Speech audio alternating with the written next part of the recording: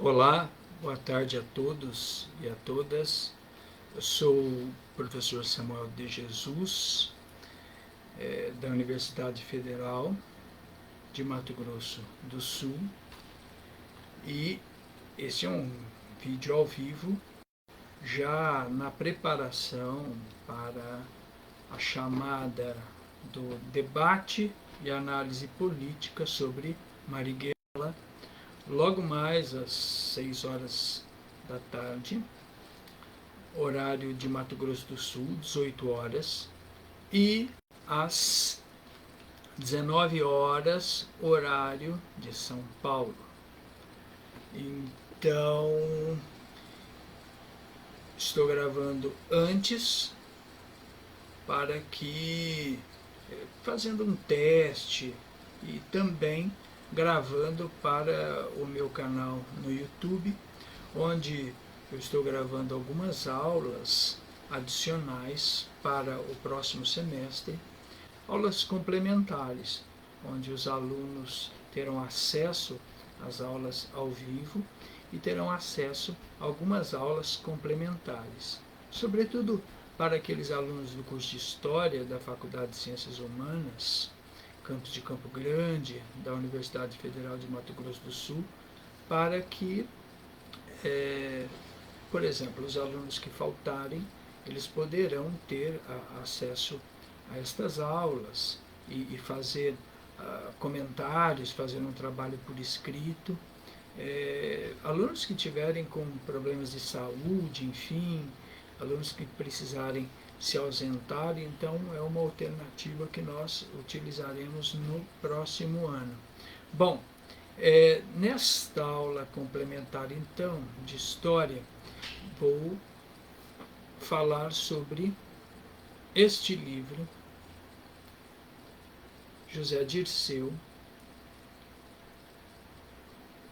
que é um livro lançado agora aí, ó, tem algumas imagens. Assim como o nome de Marighella, Zé Dirceu é um nome que muita gente não gosta nem da pronúncia dele. É um livro de 2018, Geração Editorial, que é Memórias, volume 1, José Dirceu. José Dirceu é sugestivo, por quê? Porque e o nome dele é o nome maldito também, como é o nome do Carlos Marighella. Parece palavrão. Porque o José Dirceu, ele não é alguém que morreu como o Marighella nos anos 60, embora ele diga neste livro que no Congresso de Ibiúna, aquele grande congresso da UNE, em que os militantes foram retirados de caminhão, a ordem era para matá-lo. Mas se ele morresse ali, nós contaríamos a história do militante do movimento estudantil José Dirceu. Mas eu acho que a figura do José Dirceu ela é mais importante ainda. Por quê? Porque a figura do José Dirceu é alguém que não morreu, que fundou o Partido dos Trabalhadores e que chegou ao poder na ascensão de Lula em 2002, em 2003. É alguém que participou ativamente do mensalão. E a participação ali do mensalão, e em tese essa que seria uma corrupção do Partido dos Trabalhadores, com base na chamada velha política, esta interface do José Dirceu, que é o guerrilheiro, o cara do movimento estudantil, desculpa, o cara do movimento estudantil, o cara que ali, por exemplo, o grupo que sequestrou o embaixador norte-americano, Charles Burke Elbrick, por exemplo, essa turma libertou José Dirceu, que estava preso desde o Congresso de Ibiúna, que foi o sequestro do embaixador estadunidense, como eu falei, Charles Burke Elbrick, embaixador dos Estados Unidos no Brasil, e isto, quer dizer, acabou por... e aí, bom, antes disso, Dirceu foi com o pessoal, se eu não me engano tinha Gregório Bezerra nesse grupo também, tinha o Flávio Tavares, o jornalista do Rio Grande do Sul, tinha uma turma, esse pessoal foi para o México, exilado no México. Há um documentário sobre isso. Então, o nome é Hércules, agora eu não me lembro, é o avião que os levou para o exílio. Inclusive tem depoimentos do Franklin Martins, por exemplo, do Zé Arão Reis, de uma turma. E o pessoal que foi também liberto a partir ali do sequestro do embaixador dos Estados Unidos. Então, a figura de José Dirceu, uma figura controversa. Do Congresso de Ibiúna, do sequestro do embaixador estadunidense, ao mensalão, né, a CPI do mensalão, denunciado por Roberto Jefferson, que é este cara que está ainda hoje, agora, apoiador de Bolsonaro, com as duas armas assim, sabe? Com as duas armas, né, cruzadas assim, tirando foto, tira foto com rifle também, e que foi preso agora, por ação do ministro Alexandre de Moraes, do Supremo Tribunal Federal. E foi o mesmo Roberto Jefferson do pelotão de choque do Collor, do Fernando Collor, na época ali do impeachment, né, da CPI, que levou ao impeachment, ou à renúncia de Collor. Collor renunciou. Então, a história de José Dirceu é a história do Brasil da segunda metade do século XX e as primeiras décadas do século XXI. Você pode não gostar da figura de José Dirceu, desculpe, de José Dirceu. Isso é uma coisa. Agora, o que você não pode é desmerecer a sua participação política. Então, este livro comprei aqui em Campo Grande, e ele foi vendido e não houve nenhum tipo de censura, assim como não teve de Marighella. Eu considero duas figuras contemporâneas, Marighella e José Dirceu, e eu estava falando sobre a maldição em torno do nome de José Dirceu. Eu me lembro quando a ministra Rosa Weber, no julgamento do mensalão, ela disse exatamente assim: olha, eu não tenho provas materiais contra José Dirceu. Eu não tenho prova material contra José Dirceu. No entanto, não há como o esquema acontecer sem alguém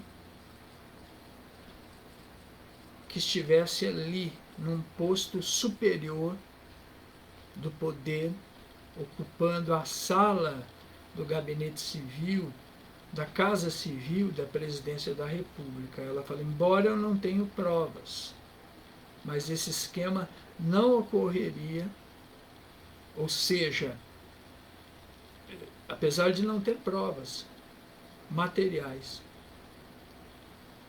a convicção dela é de que o esquema não poderia ocorrer do mensalão se não houvesse articulação de dentro do Palácio do Planalto.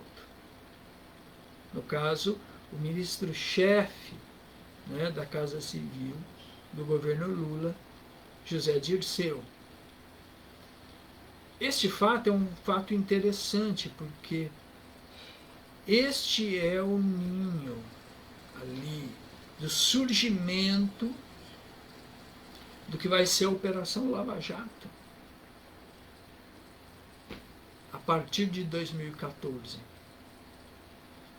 Porque foi algo, por exemplo, a ministra Rosa Weber, o Supremo Tribunal Federal, agora, por exemplo, a própria figura do ministro Gilmar Mendes. Gilmar Mendes se viu ameaçado, porque o procurador-geral da República, o seu Janot, entrou no Supremo Tribunal Federal armado e por pouco não tirou a vida do ministro Gilmar Mendes. A própria Operação Lava Jato, ela tinha como objetivo, e agora ninguém tem dúvida de que é um partido político, está entrando para os anais da história como um partido político. É preciso que lembre todos vocês que o Moro foi declarado suspeito pelo Supremo Tribunal Federal.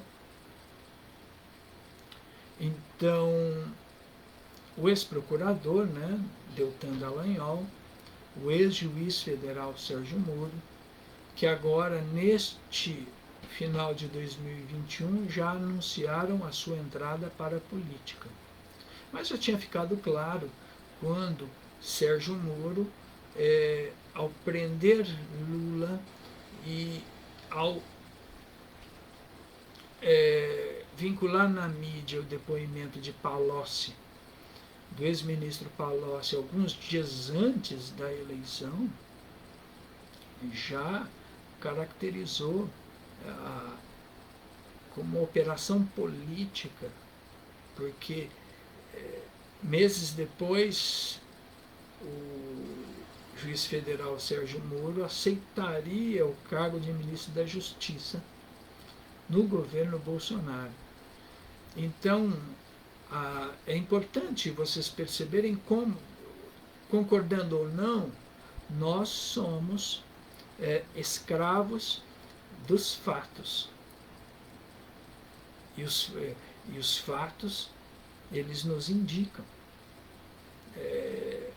questões inequívocas. Você pode ser lavajatista, você pode considerar o Moro herói, mas o fato dele aceitar o cargo como ministro do governo Bolsonaro, o fato dele divulgar uma delação do ex-ministro do governo Lula, ministro da Economia, Palocci, dias antes da eleição, o fato dele soltar um áudio de uma conversa editada de Lula e Dilma, antes de Lula se tornar ministro-chefe da Casa Civil do governo Dilma, que poderia salvar o governo Dilma devido à respeitabilidade e à capacidade de articulação do ex-presidente Lula.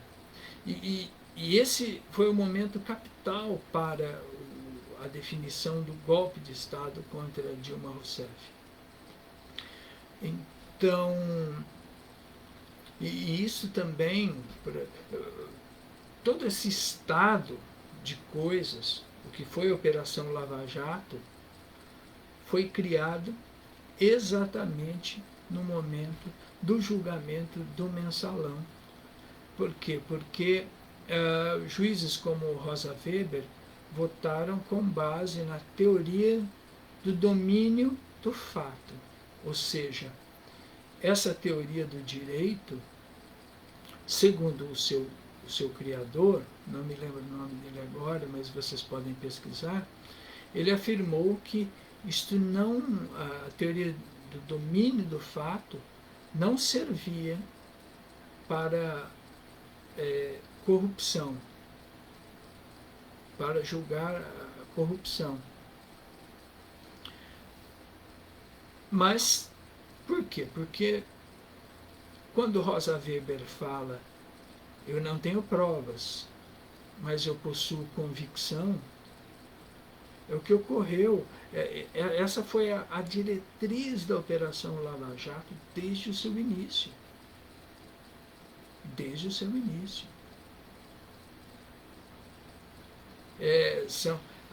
As provas, elas não são consideradas. Mas a Lava Jato fez, segundo os áudios, coisa pior. Mas, enfim. Então, o julgamento do José Dirceu no Mensalão, a teoria do domínio do fato, por exemplo, que você julgar sem provas, isso pariu a Lava Jato. E a Lava Jato, vocês não se esqueçam que as autoridades afirmavam assim: para crimes extraordinários requer uma ação extraordinária, ou seja, ao arrepio da lei. Ao arrepio da lei. Então, é interessante isto, porque ao arrepio da lei, isso é um problema, porque qualquer um pode ser. Porque você imagina,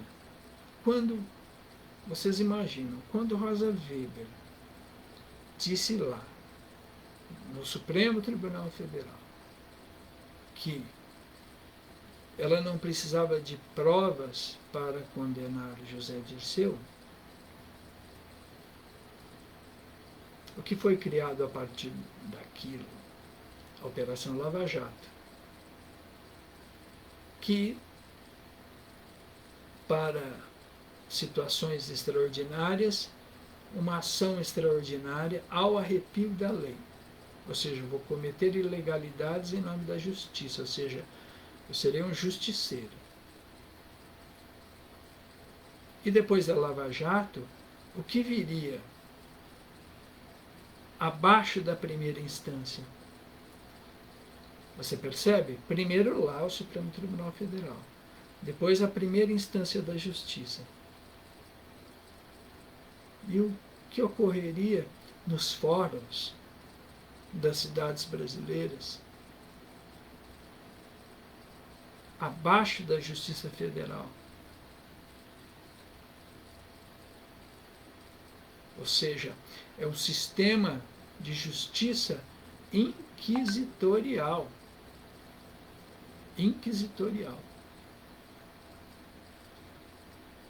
Ou seja, vale a sua, é um auto de fé, vale a sua convicção em julgar, em condenar ou para absolver, que foi o caso do ex-ministro Onyx Lorenzoni, que admitiu Caixa 2, admitiu, tem imagem, né, não estou detratando o ministro, existe um áudio dele falando que, mas que devolveu e que se arrepende. E quando o juiz Moro foi, né, questionado, eu falei, não, veja, o ministro se arrependeu, né? Caixa 2 não é crime de corrupção, então pode qualquer coisa. Tá? Mas eu estou falando de todas essas questões para começar a leitura de José Dirceu, deste livro de Memórias, Memórias volume 1. Eu selecionei a primeira parte aqui, As Armas Cidadãos, da página 56. A luta para enfrentar a ditadura que não dava sinais de deixar o poder. No turbilhão que se transformou o Brasil na segunda metade de 1960, vivi no olho do furacão. O movimento estudantil, PCB, dissidência do PCB e mais tarde a luta armada. Na PUC vivenciei momentos de desencanto que coincidiram com a recessão e o desemprego dos primeiros anos da ditadura. Acrescidos do clima de medo, reacionarismo e censura, havia um imenso vazio em nossas vidas, sem perspectiva. Estudar direito quando a Constituição era rasgada, ter atuação acadêmica e social na faculdade quando até as festas e a associação atlética estavam proibidas, vida cultural, nem pensar, nada de feira de livros, cineclube, teatro. O marasmo tomava conta de tudo, era preciso reagir. Aproximei-me do PCB, poderia ter me ligado à ação popular, mas eu,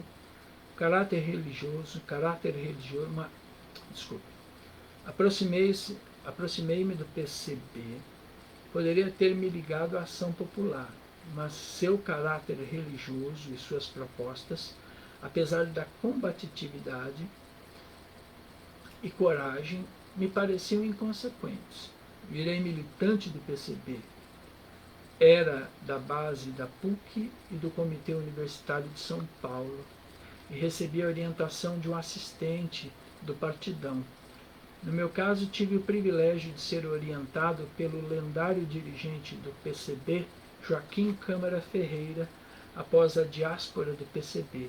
Já na LN de Carlos Marighella, Câmara Ferreira seria o comandante Toledo, o segundo homem da organização.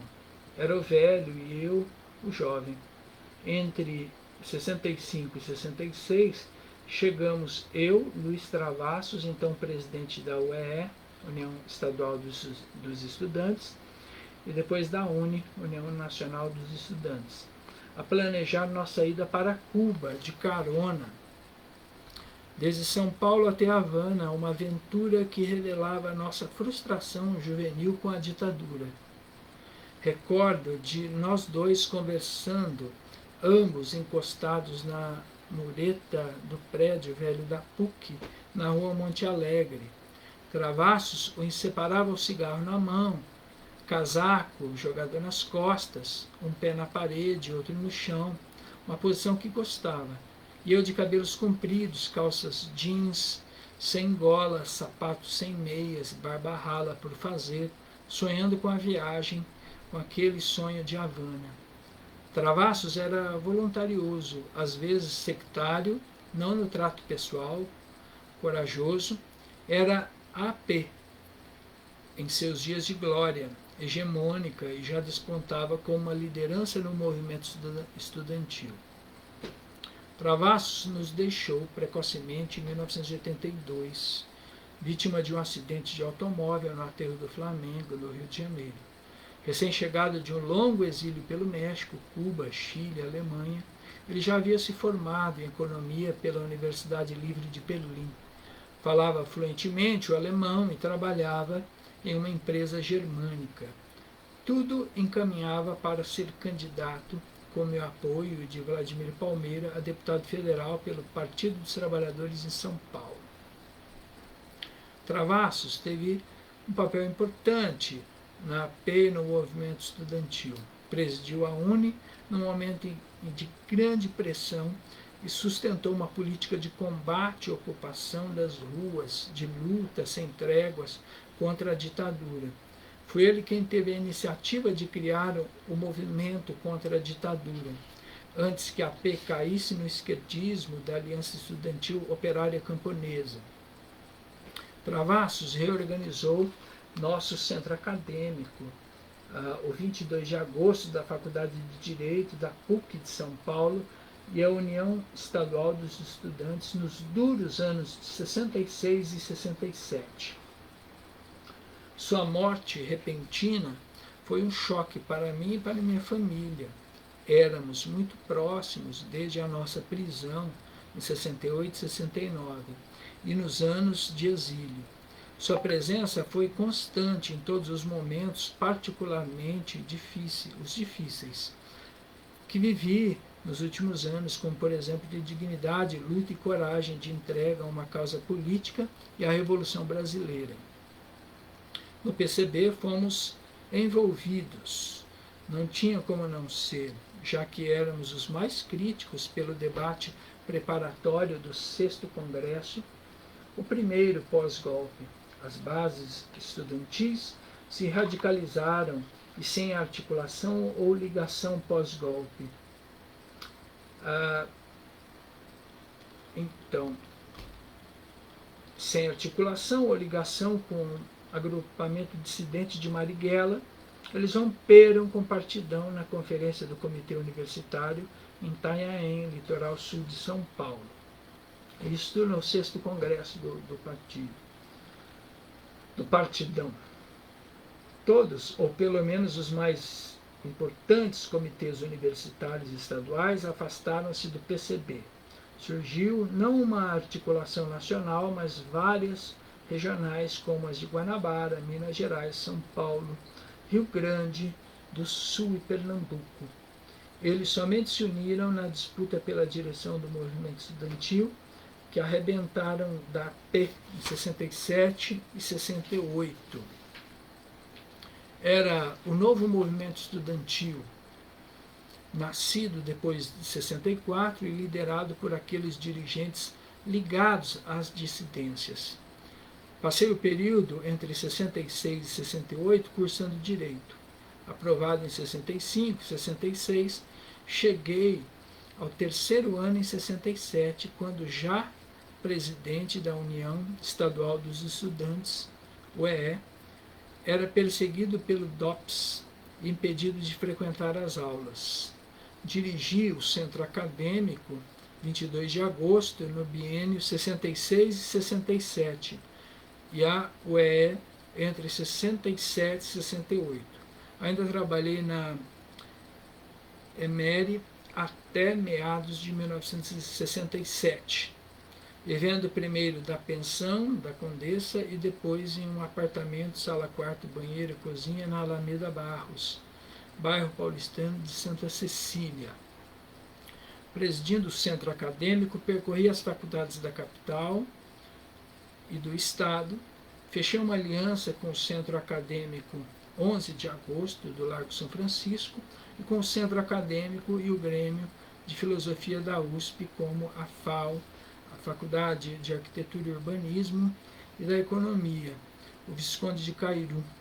Participávamos juntos das lutas reivindicatórias e contra o regime, na oposição à direção da UEE.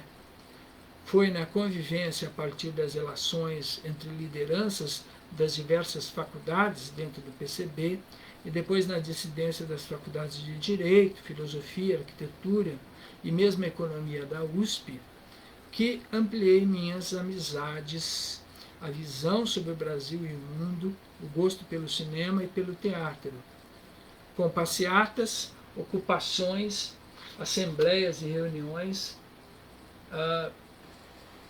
A segurança representava um problema. Levava uma vida semiclandestina em 67 e já carregava comigo uma arma calibre 22. Não havia fronteira na luta e nos sonhos. Nós sentimos parte de um embate mundial sem que o movimento estudantil deixasse de ter raízes profundas na história brasileira, o que vinha desde a fundação da União Nacional dos Estudantes na luta contra o fascismo, a favor da campanha O Petróleo é Nosso, pela reforma e democratização da universidade, em defesa do ensino público gratuito, pelas reformas de base no governo Jango e pela democracia. Enfrentava-se as forças paramilitares da direita, como o Comando de Caça aos Comunistas. Quem fazia, reza a lenda, que o Boris Casoy fazia parte do CCC.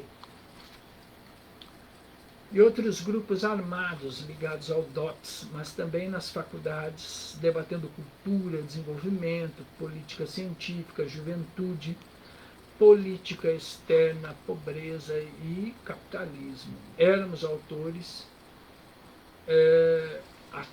e autores do movimento estudantil e da reforma da universidade, que realizamos na PUC e na USP através das comissões paritárias de professores e alunos.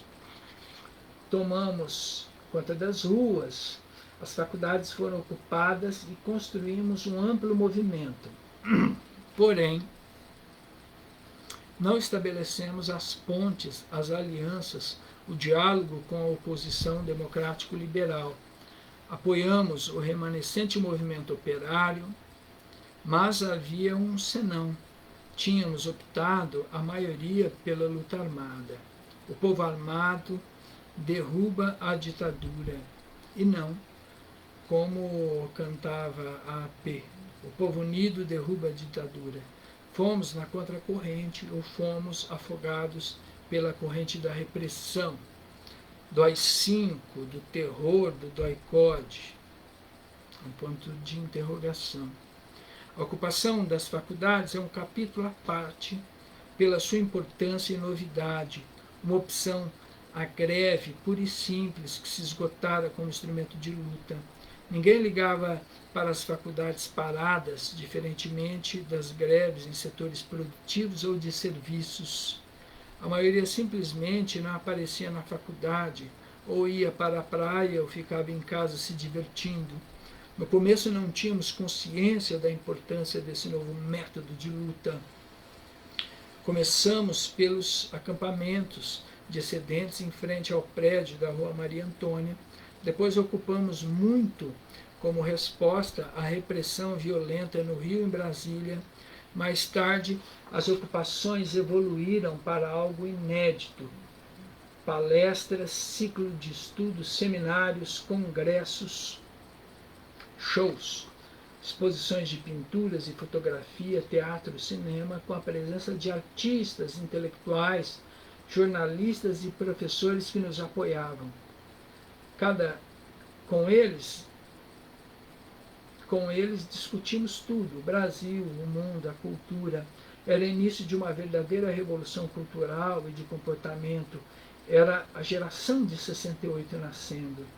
A ocupação era uma operação de guerra planejada e executada com Estado-Maior e divisão de tarefas. Havia uma comissão de organização de segurança, de limpeza, alimentação, das atividades culturais, políticas, em busca de uma solidariedade e apoio da comunidade e da sociedade. Assim fomos garantindo o crescimento das ocupações por várias faculdades. Iniciamos aulas e cursos paralelos de como seria uma reforma universitária, os currículos, os métodos pedagógicos, a gestão democrática das faculdades. Logo estávamos discutindo em comissões partidárias de alunos e professores a reforma da USP e da PUC. Era uma festa e, ao mesmo tempo, uma guerra que exigia organização e segurança. A direita atacava a faculdade à noite com tiros e coquetéis Molotov. Havia um pouco de tudo, festivais de rock, muita música, alegria, além de debates, disputas políticas e amores como era o próprio de nossa geração. Muito se falou de meus namoros na sala de aula de grego, um pouco de lenda. A realidade é que estávamos vivendo no auge do amor livre, a pílula anticoncepcional, da vida independente e longe da casa, dos pais, de uma época em que todos comemoravam muito, fiquei com a fama nem sempre verdadeira.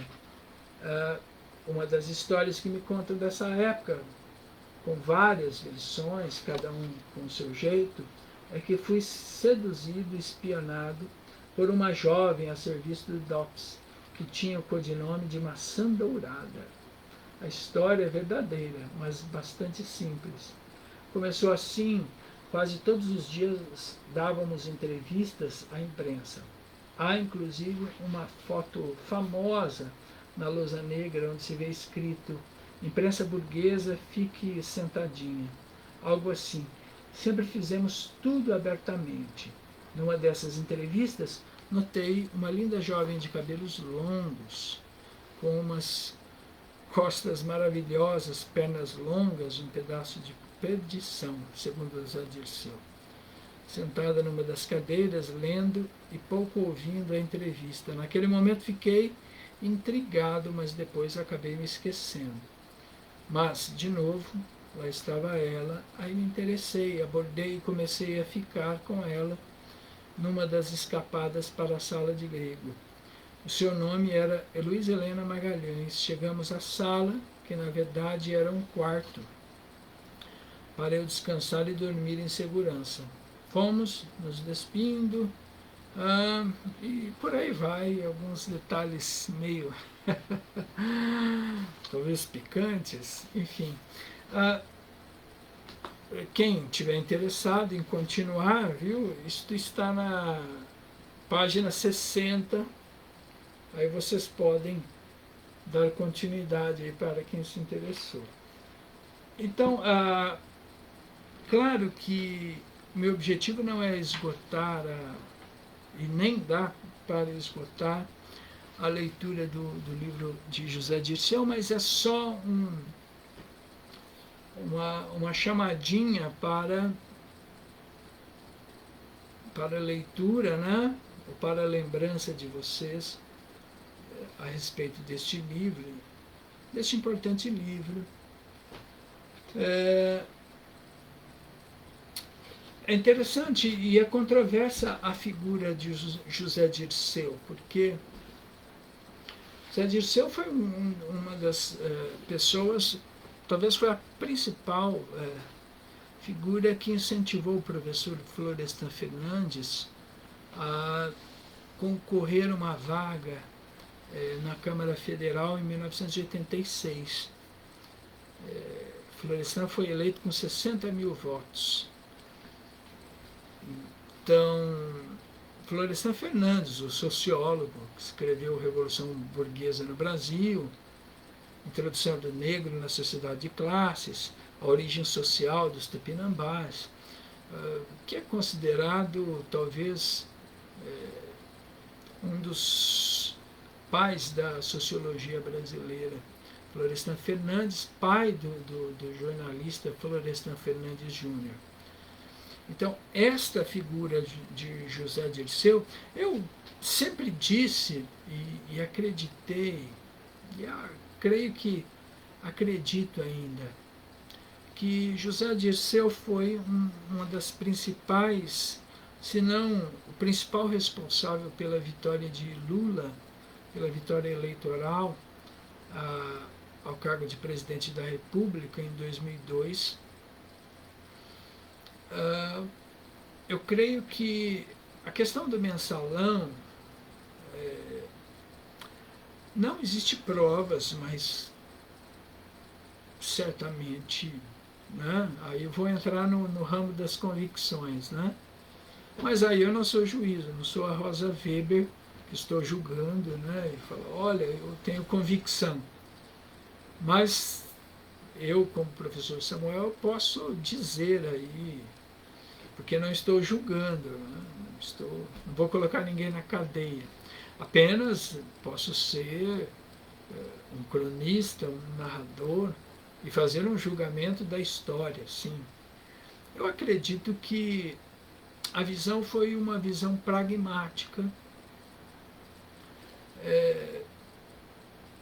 Acho que se Lula perdesse a quarta eleição seguida, Lula foi candidato em 89, em 94, 98, 2002 era a quarta tentativa. E eu acho que, sinceramente, José Dirceu pensou, falou, olha, quer saber, nós vamos utilizar do esquema para sermos eleitos, mas quando chegarmos lá, nós faremos diferente. A visão é a visão pragmática.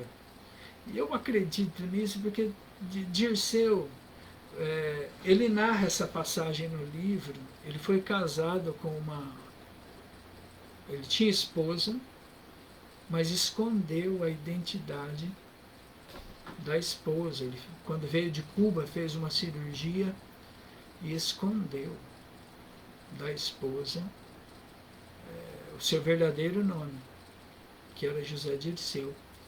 Ele conta no livro que somente a partir da anistia em 79, da lei de anistia, que ele sentou e disse para sua esposa que na verdade ele era José Dirceu. Isso certamente, eu não me lembro se deu separação, né, mas eu acho que ele merecia uma separação com certeza.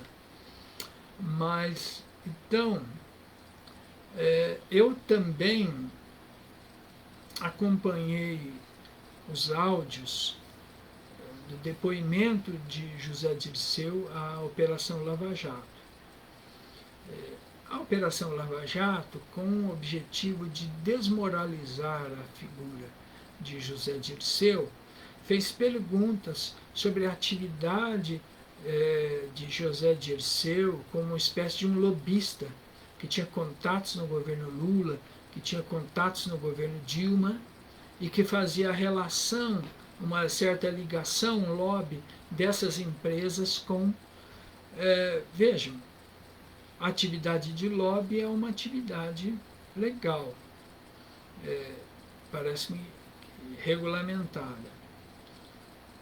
Era uma questão simplesmente moral, para dizer, olha só, o guerrilheiro, o líder estudantil, né, o lobista, fazia tudo por dinheiro, né, estabeleceu contato do governo Lula com o governo, com o interesse das empresas para oferir, né, perguntou o valor da casa que José Dirceu tinha.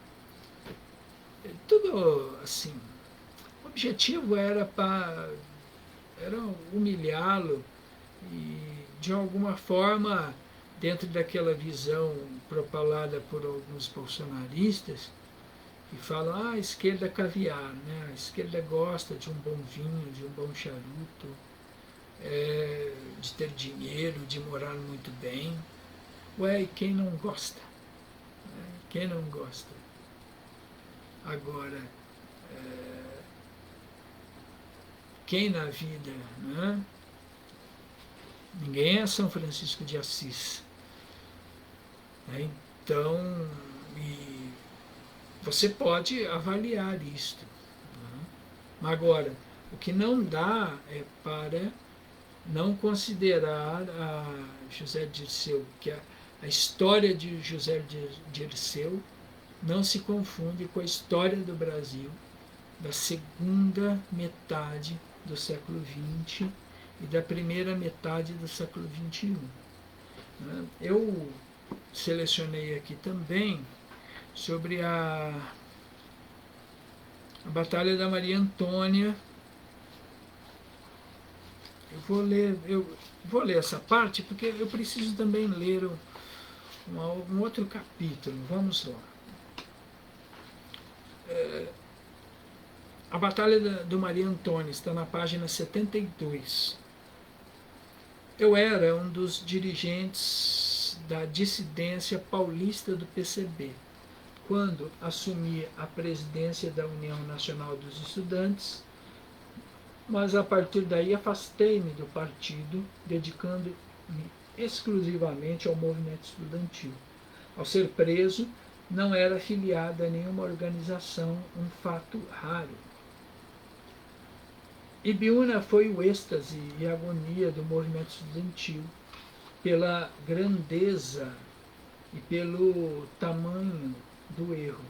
Um congresso clandestino com 850 delegados. Só o movimento estudantil, com a sua audácia e coragem, seria capaz de tamanha sandice. Então, reza a lenda que o pessoal de Ibiúna chegou. Ibiúna é uma cidade pequena no interior de São Paulo. E o pessoal chegou numa padaria e pediu, sei lá, 700, 800 pãezinhos, né, que era mais do que a padaria poderia confeccionar. O que vocês acham que aconteceu? O dono da padaria, é claro, e a polícia foi com um caminhão, né? O pessoal foi retirado lá de caminhão, todo mundo na carroceria, inclusive José Dirceu. A UNE nunca deixou de realizar os seus congressos, mesmo sob a ditadura. O primeiro deles foi em 1965, em São Paulo, mediante mandado de segurança, desculpem. Aconteceu na Politécnica, situada na cidade universitária, no CRUSP, conjunto residencial. Várias faculdades, como a Politécnica, estavam instaladas no campus da USP.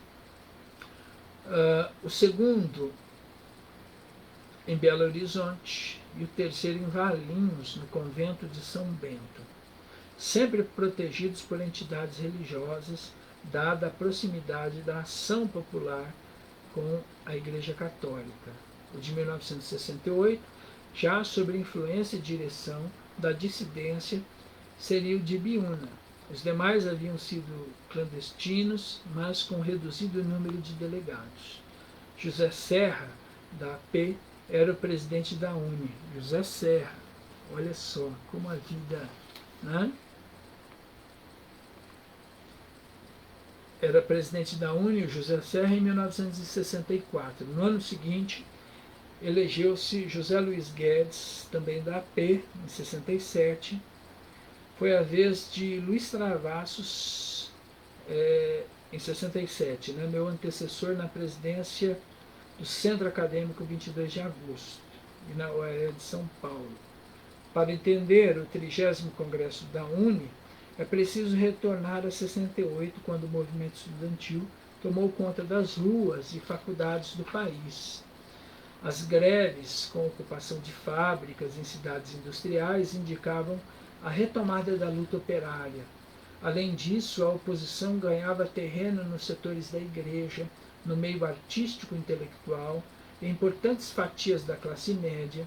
A situação foi agravada pela queda de braço entre os militantes que levava à eleição, na verdade, uma escolha do alto comando das Forças Armadas, do Marechal Costa e Silva, supostamente linha dura para suceder a Castelo Branco.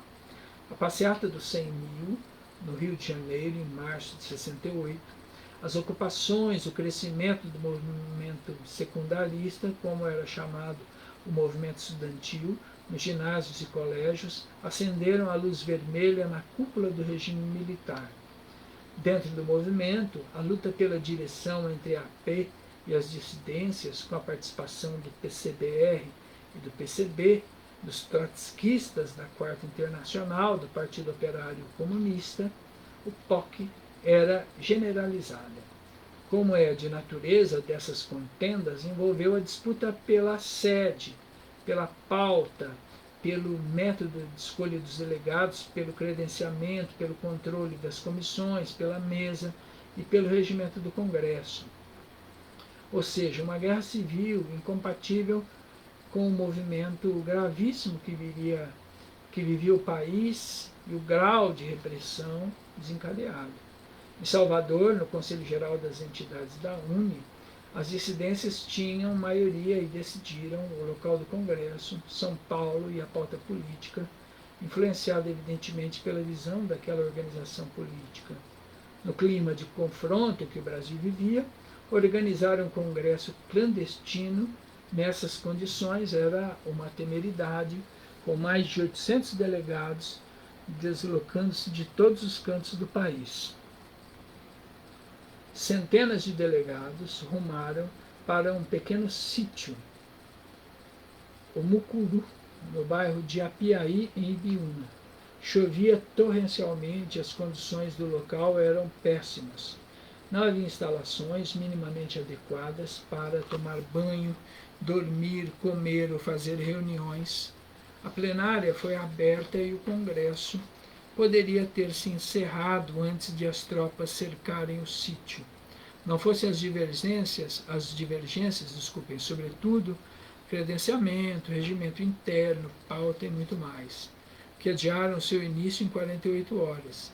Lentidão que seria fatal para o Congresso, surpreendido com a chegada de forças policiais da Força Pública de São Paulo, DOPS e mesmo do Exército para prender centenas de delegados. Deveu-se ao atraso também as negociações entre facções políticas e delegações sobre chapas e cargos, sobre o apoio a um ou outro candidato que poderiam formar uma maioria e levar à vitória a minha candidatura a presidente da UNE, ou de outros candidatos, principalmente os da AP. Jean Marc, por exemplo, ou Marcelo Medeiros, do PCBR. Hoje parece um despautério promover um congresso clandestino com centenas de delegados sem chamar a atenção das autoridades e órgãos de informação e inteligência.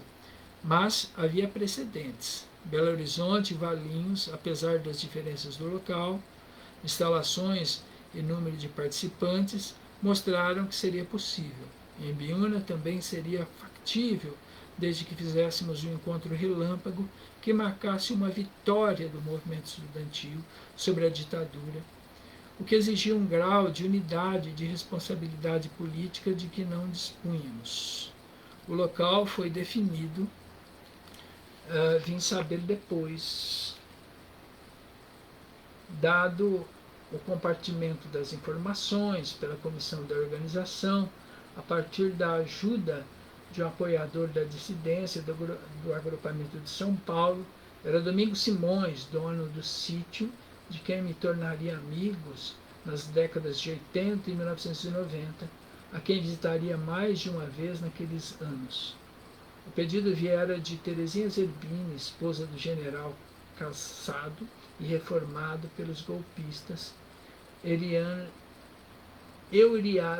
Zerbini, e futuramente líder da luta pela anistia, e pelo Frei Tito de Alencar, dominicano, estudante da Faculdade de Filosofia da USP. Levantou-se depois a tese de que o lugar expressava uma concepção foquista e guerrilheira, o que é uma grande bobagem, embora o fato de escolher o sítio combinasse com a decisão de novamente organizar um congresso clandestino, essa sim é a verdadeira decisão a ser questionada. Sobre a queda do congresso, há muito folclore, mas os seus organizadores estão vivos e podem revelar toda a trama que envolveu sua concepção e organização. Da minha parte, fico com a responsabilidade política pela sua realização, apesar de não saber nada sobre onde e em que condições seria realizado por razões de segurança. Apesar da prisão de centenas de estudantes, a própria realização, a ida de mais de 800 delegados para São Paulo e seu transporte para Ibiúna, revelam o potencial de organização das entidades estudantis e organizações políticas que revelavam também qualquer outro erro, na verdade, é que o Congresso caiu. Como dizíamos, não pela compra de centenas de pães numa padaria da região, como eu falei, mas por sua própria concepção. Mas os tempos eram outros e o exemplo dos 2 outros congressos clandestinos turbou nossa avaliação dos riscos e a compartimentação de informações por medidas de segurança fez o resto. Bom, o capítulo é sobre a Batalha da Maria Antônia entre os alunos da Mackenzie e da PUC. Mas eu não vou chegar lá. Vocês podem conferir aí o livro, né? Essas leituras, apenas para eu não ficar falando do livro somente, sem lê-lo efetivamente. E as minhas aulas são assim, né? Quem foi meu aluno sabe que tem leitura. E eu fazia antes cópias impressas dos textos quando eu queria que os alunos acompanhassem. Hoje não, hoje com o celular e os PDFs à disposição, acabo não fazendo isso, mas na minha aula a leitura é fundamental. Como estamos num vídeo aí que vai para quase 1 hora, eu prefiro não avançar. Fica só como um aspecto introdutório e nada mais do que isto. Bom, meus caros, sobre a questão do movimento estudantil, eu fiz parte do movimento estudantil entre 1997, basicamente 1997 e 1998. É interessante porque no Marighella começa na Politécnica da Bahia, em um movimento contra Getúlio Vargas, né? E que de alguma forma era um movimento que ia na esteira da Revolução Constitucionalista de 32, que contraditoriamente era uma revolução porque foi um movimento bancado pelas elites paulistas. Então era um movimento elitista, que tinha essa pecha cívica, uma invocação da brasilidade contra o tirano, mas não vamos nos esquecer que a elite agrária paulista, ela foi responsável por coisas como o voto de cabresto, por exemplo. O voto era declarado, esconder o voto era proibido.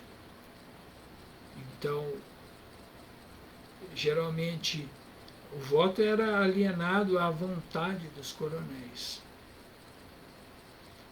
E isto dentro da perspectiva da política dos governadores, inaugurada por Campos Salles, na transição ali do século XIX para o século XX. Então, esta elite paulista não tinha nada de democrático. Mas, enfim, na Bahia ganhou um aspecto revolucionário, né, porque a Bahia é local de origem da revolta dos malês, então tem um passado de insurreição. Então é interessante quando você participa do movimento estudantil, como eu participei, ali é um aprendizado, um grande aprendizado. E era para eu ter seguido carreira política.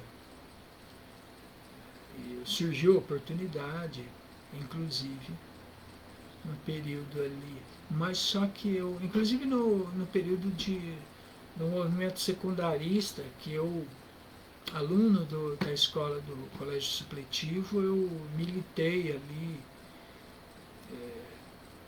no caso da UBS, né? União Brasileira dos Estudantes Secundaristas, e depois, no tempo da universidade, na União Estadual dos Estudantes, participei de congressos, inclusive, da União Nacional dos Estudantes, participei de congresso da UNE em Belo Horizonte, em 1997. O congresso da UES, se eu não me engano, foi em 97, foi em Americana. O de 98, eu acho que foi na Unesp, de Assis, se eu não me engano, na Unesp de Assis, em São Paulo. Eu participei do movimento estudantil ali, 97 e 98. 99 não, porque em 99 eu estava passando por problemas pessoais e precisava me formar, então foi um ano de concentração total no curso, mas eu achava que tinha dado a minha contribuição. Mas eu preferi seguir a carreira acadêmica ao invés de seguir a carreira política. Recebi propostas, inclusive, mas tanto na época de secundarista quanto já na universidade, mas eu pensei assim, a carreira política, de cargo político, de partido, filiado a partido, ser uma figura do intelectual orgânico do partido, ou ser candidato, isso até o presente momento ficou pelo caminho. Né? Eu considerei que tinha que seguir a minha carreira acadêmica e não me arrependo. A política, ela é muito ingrata. Né? A política, ela é muito ingrata. Porque às vezes você não é, você é eleito, faz um mandato, e de alguma forma você se torna um pouco dependente daquilo, né? Desde que a mosquinha azul pica. E às vezes nem sempre você é reeleito, aí você tem que reorganizar a sua vida, você tem que ter uma militância dentro do partido, e pelo que eu sei o partido é dividido entre os intelectuais orgânicos sem voto e os com voto. Né? Então, achei, mas não só por isso também, porque o político muitas vezes e a carreira política você tem que sempre dizer aquilo que é conveniente às pessoas. Né? Você nem sempre pode dizer a verdade. E a academia, muito pelo contrário, ela nos permite, até mesmo baseada no primado da ciência, buscar a verdade ou aquilo que nós presumimos que seja a verdade. Então, José Dirceu, um pouco aí, pesquisem mais sobre José Dirceu, sobre a figura de José Dirceu, tá bom? E eu vou deixar disponibilizado, eu não sei se tem PDF, né? Mas eu precisava uma hora pegar e fazer um PDF de vários livros que eu tenho aqui e disponibilizar. Mas fica então a sugestão de leitura, e quando nós estamos discutindo Marighella, acho que José Dirceu é um nome maldito também. Né? José Dirceu é um nome maldito também. É um nome que as pessoas não gostam de mencionar, mas é uma figura viva, que está aí, ainda militante, ainda influente. Né? Se o ano que vem o Lula for eleito, certamente, não sei se volta, né,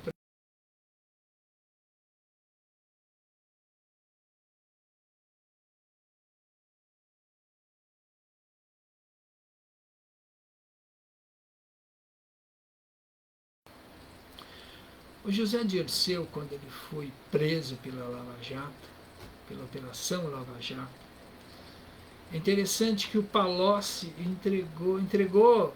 Hoje nós sabemos que a delação do Palocci é baseada em pressupostos falsos. Isso está comprovado. Está, está comprovado. Né? Sem medo de me equivocar. Né? De uma forma inequívoca. Já está decretado como pressupostos falsos. E isso foi usado pelo fato dele ter sido ministro da Fazenda ou da Economia do governo Lula. Mas a figura de José Dirceu, isso não... Inclusive, se eu tivesse a oportunidade um dia, eu ia perguntar para o José Dirceu. Falei, o pessoal da Lava Jato não te pressionou para fazer uma delação premiada? né? E eu acho que eles nem tentaram, porque é interessante, né? Embora a Operação Lava Jato tenha prendido e tenha tentado desmoralizar Dirceu, falando, olha, você é um lobista, veja o quanto você conseguiu aí no governo Lula, você tem uma casa que vale milhões, você vive no conforto. Essa tentativa de desmoralizá-lo, ele foi preso, mas não, e eu creio que ele não delataria, mas é um pouco esse respeito, por outro lado, também, de não forçar uma delação do José Dirceu. Né? Arrochar o cara para o cara entregar. Né?